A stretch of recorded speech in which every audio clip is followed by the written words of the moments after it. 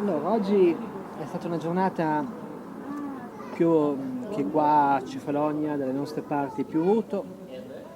Adesso si sta forse un po' schiarendo e quindi abbiamo pensato di andare a visitare un monastero.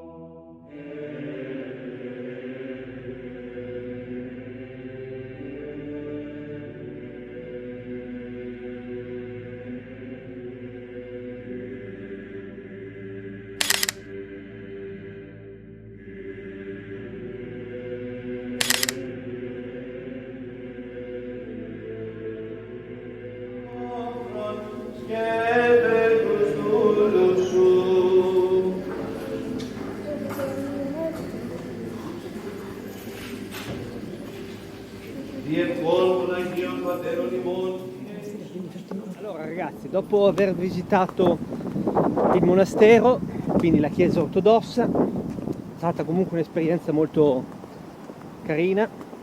Io non avevo mai visto nessuna chiesa ortodossa. Allora adesso il tempo abbiamo visto che si è aperto, sono circa le 5:30 di sera. Abbiamo deciso di venire da Argostoli e siamo venuti in questa zona, diciamo, vicino tra Argostoli e l'aeroporto, dove ci sono delle spiagge molto belle.